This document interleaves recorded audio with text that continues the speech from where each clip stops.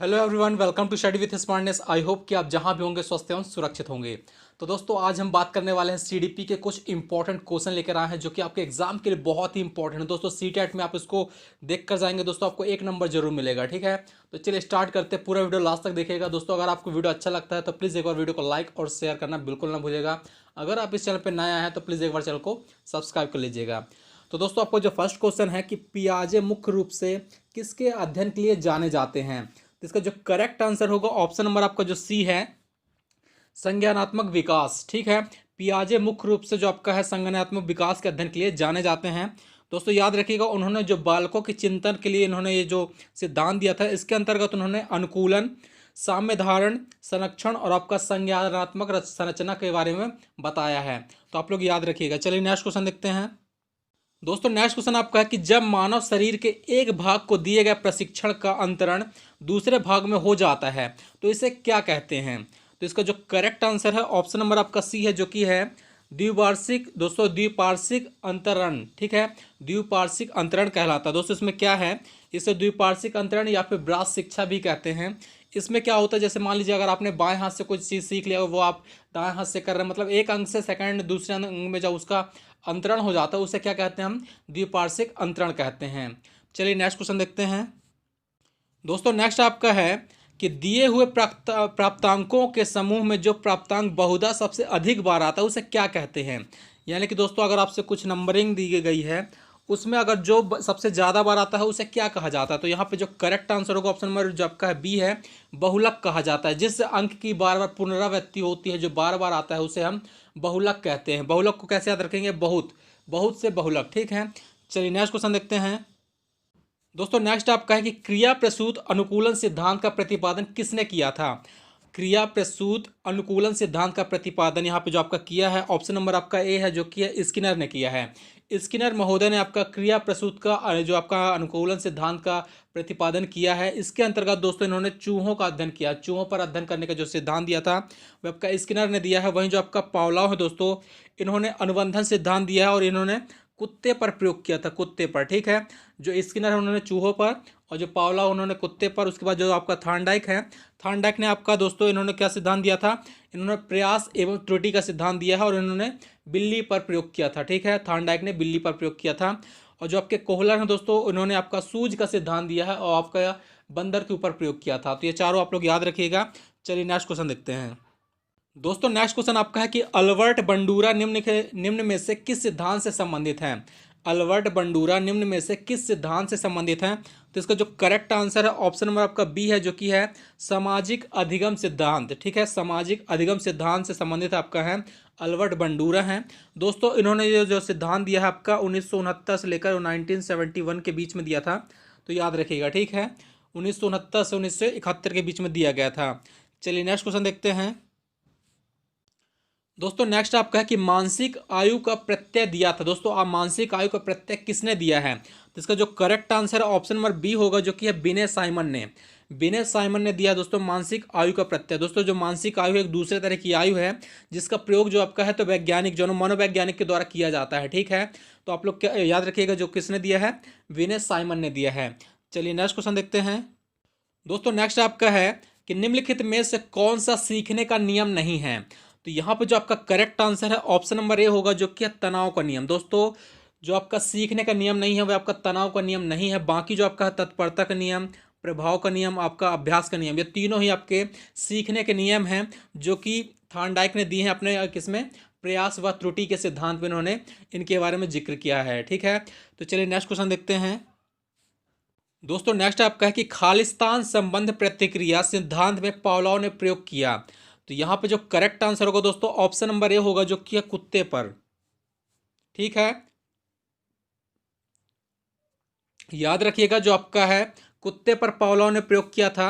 ठीक है, और वहीं जो आपका बिल्ली पर प्रयोग किया दोस्तों, बिल्ली पर किसने किया है, थॉर्नडाइक ने किया है। और चूहों पर आपका स्किनर ने किया है और बंदर पर आपका किसने किया है, कोहलर ने किया है। तो ये चारों याद रखिएगा, एग्जाम में बहुत बार पूछे जाते हैं। चलिए नेक्स्ट क्वेश्चन देखते हैं। दोस्तों नेक्स्ट आपका है कि सूझ द्वारा सीखने के सिद्धांत का प्रतिपादन किसने किया है? तो इसका जो करेक्ट आंसर है ऑप्शन नंबर ए है, जो कि है कोहलर ने। दोस्तों कोहलर ने आपका सूझ द्वारा सीखने का सिद्धांत का जो प्रतिपादन किया है, और किस पर किया था इन्होंने? तो इन्होंने बंदर पर किया था। ठीक है, बार बार मैं आपको रिपीट कर रहा हूँ जिससे आपको चीज़ें याद रहेंगी। चलिए नेक्स्ट क्वेश्चन देखते हैं। दोस्तों नेक्स्ट आपका है कि कार्य को आरंभ करने, जारी रखने और नियमित करने की प्रक्रिया क्या है? तो दोस्तों इसका जो करेक्ट आंसर है ऑप्शन नंबर बी होगा, जो कि है प्रेरणा है। ठीक है दोस्तों, अभिप्रेरणा किसी कार्य को प्रारंभ करने, जारी रखने तथा नियंत्रित करने या नियमित करने की प्रक्रिया है। और ये किसने के अनुसार है? तो दोस्तों गुड के अनुसार है। ठीक है, गुड के अनुसार दोस्तों क्या है, एक बार फिर से रिवाइज करते हैं। अभिप्रेरणा किसी कार्य को प्रारंभ करने, जारी रखने तथा अथवा नियंत्रित करने तथा नियमित करने की प्रक्रिया है। और यह किसने कहा था? गुड ने कहा था। ठीक है, चलिए नेक्स्ट क्वेश्चन देखते हैं। दोस्तों नेक्स्ट आपका है कि विस्मृति कम करने का उपाय क्या है? तो इसका जो करेक्ट आंसर है दोस्तों ऑप्शन नंबर सी यहाँ पे जो दिया गया है, पाठ की पुनरावृत्ति। ठीक है, जो पाठ की पुनरावृत्ति से दोस्तों जो आपका विस्मृति का जो कम कर दे सकते हैं इसको हम। ठीक है, इसके बारे में दोस्तों गैलगार्ड ने 1963 में इसको एक नकारात्मक धारणा माना था। गैलगार्ड ने 1963 में विस्मृति को एक नकारात्मक धारणा माना था। इसलिए दोस्तों इस प्रकार जो आपका पाठ की जो आपकी पुनरावृत्ति है, इससे इस धारणा को कम किया जा सकता है। ठीक है, तो चलिए याद रखिएगा। नेक्स्ट क्वेश्चन देखते हैं। दोस्तों नेक्स्ट आपका है कि क्रोध व प्रकार है। दोस्तों क्रोध व प्रकार क्या है? तो यहाँ पे जो आपका correct answer option number A है, जो कि संवेग के प्रकार हैं। ठीक है दोस्तों, जो आपके क्रोध व भय हैं वह संवेग के प्रकार हैं। मैकडूगल ने, दोस्तों नाम याद रखिएगा, मैकडूगल। ठीक है, तो मैकडूगल ने दोस्तों 14 प्रकार के संवेगों के बारे में बताया है। 14 प्रकार के संवेग हैं। दोस्तों संवेग क्या होता है? संवेग एक जटिल अवस्था होती है जिसमें कुछ आंगिक प्रतिक्रियाएं होती हैं। जैसे आपका जो है हृदय की गति में परिवर्तन हो जाता है, सांस की गति में परिवर्तन होता है, या फिर दोस्तों किसी जो बाहरी अंग है उसमें जो चेंजेस आते हैं। तो दोस्तों ये सब आता है संवेग के अंतर्गत। ठीक है, चलिए दोस्तों नेक्स्ट क्वेश्चन देखते हैं। दोस्तों नेक्स्ट आपका है कि दूसरे व्यक्ति के बाह्य व्यवहार की नकल क्या है? यदि हम किसी दूसरे व्यक्ति के बाह्य व्यवहार, जैसे वो उसका हाव भाव, उसको हम वैसे ही करते हैं, तो वो क्या कहलाता है? तो यहाँ पे जो करेक्ट आंसर होगा दोस्तों ऑप्शन नंबर ए है, जो कि अनुकरण होता है। ठीक है, दूसरे व्यक्ति के भाव, जो आपके बाह्य व्यवहार होते हैं उसकी जो नकल होती है, उसको अनुकरण की श्रेणी में रखा जाता है। ठीक है, चलिए नेक्स्ट क्वेश्चन देखते हैं। दोस्तों नेक्स्ट है कि यदि पूर्व ज्ञान व अनुभव नए प्रकार के सीखने में सहायता करते हैं तो उसे क्या कहते हैं? तो इसका जो correct answer option number A है, जो कि है सकारात्मक प्रशिक्षण स्थानांतरण कहते हैं। यदि हमारा जो पुराना अनुभव है, यदि हम किसी चीज़ को कर रहे हैं और उसमें हम उसका उपयोग करते हैं, तो उसे क्या कहते हैं? हम सकारात्मक प्रशिक्षण आपका स्थानांतरण कहते हैं। ठीक है, याद रखिएगा। चलिए नेक्स्ट क्वेश्चन देखते हैं। दोस्तों नेक्स्ट आपका है कि सीखी हुई बात को स्मरण रखने या पुनः स्मरण करने की जो असफलता को क्या कहा जाता है? यदि हमने कोई चीज़ सीख ली है और उसको हम दोबारा भूल जाते हैं, याद नहीं रख पाते हैं, तो उसे क्या कहा जाता है? तो यहाँ पे जो आपका करेक्ट आंसर होगा दोस्तों ऑप्शन नंबर आपका सी होगा, जो कि है विस्मृति कहते हैं। ठीक है दोस्तों, विस्मृति या विस्मरण भूलने से संबंधित है। ठीक है, जब सीखा हुआ ज्ञान जो आपका धारणी होता है, या फिर हम जिसे धारण कर चुके होते हैं, उसका विस्मरण उत्पन्न होता है, तो उसे क्या कहा जाता है? विस्मृति कहा जाता है। नेक्स्ट क्वेश्चन देखते हैं। दोस्तों नेक्स्ट आपका है कि टर्मन के अनुसार 90 से 100 के बीच में बुद्धि लब्धि का बालक क्या माना जाता है? किस श्रेणी में आता है? दोस्तों यहाँ पे जो करेक्ट आंसर होगा ऑप्शन नंबर ए होगा, जो कि सामान्य बुद्धि।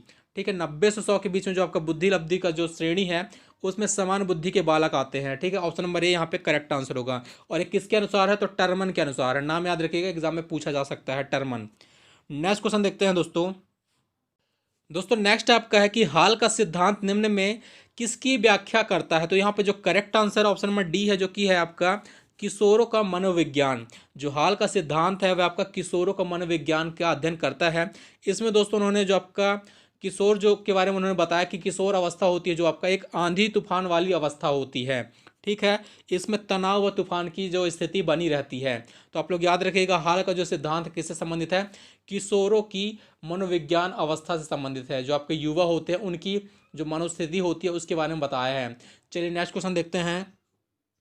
दोस्तों नेक्स्ट आपका है कि मानव व्यक्तित्व के मनोलैंगिक विकास को निम्न में से किसने महत्व दिया? मानव व्यक्तित्व के मनोलैंगिक विकास को निम्न में से किसने महत्व दिया? तो इसका जो करेक्ट आंसर है ऑप्शन नंबर डी है, जो कि प्राइड ने। दोस्तों प्राइड ने ही आपका इसका महत्व दिया है। ठीक है, इनका जो पूरा नाम क्या है? Sigmund Freud. ठीक है, सिगमंड फ्रायड ने दिया है। दोस्तों इसमें उन्होंने क्या क्या बताया? एड बताया आपका ईगो बताया है और आपका सुपर ईगो की अवधारणा दी है। ठीक है, तो याद रखिएगा id, ego, super ego. Next question देखते हैं दोस्तों। नेक्स्ट आपका है कि मनोविज्ञान की प्रथम प्रयोगशाला को किसने स्थापित किया था? तो इसका जो करेक्ट आंसर है ऑप्शन नंबर आपका जो बी है, जो कि है डब्ल्यू बुंट ने। दोस्तों डब्ल्यू बुंट या कहें आपकी विलियम बुंट। ठीक है, तो मनोविज्ञान की जो प्रथम प्रयोगशाला को स्थापित किया था वह आपका विलियम बुंट ने किया था। और कहाँ पर किया था? तो जर्मनी में किया था। कब किया था? 1879 में किया था, 1879 में किया था। बुंट ने किया था, विलियम बुंट ने, जर्मनी में। याद रखिएगा। नेक्स्ट क्वेश्चन देखते हैं दोस्तों। नेक्स्ट आपका है कि गेस्टाल्ट, जो आपका गेस्टाल्ट मनोविज्ञान की आधारशिला किसने रखी थी? तो यहाँ पे जो आपका करेक्ट आंसर होगा दोस्तों ऑप्शन नंबर ए होगा, जो कि है मैक्स वथीमर ने। ठीक है, गेस्टाल्ट मनोविज्ञान की जो आधारशिला रखी है वो मैक्स वथीमर ने रखी है। दोस्तों वैसे तो इसमें चार जर्मन वैज्ञानिक के नाम शामिल हैं आधारशिला में। ठीक है, वो कौन कौन से हैं? तो पहले आपके कौन है? मैक्स वथीमर हैं। सेकंड आपके कौन है? वोल्फगैंग कोहलर हैं। सेकंड जो आपके थर्ड हैं कुर्ट कोफ्फा हैं।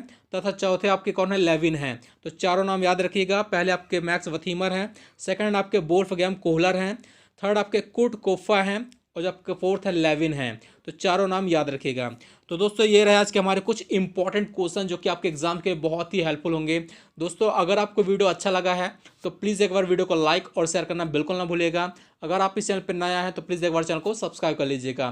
दोस्तों मिलते हैं नेक्स्ट वीडियो में, तब तक के लिए धन्यवाद।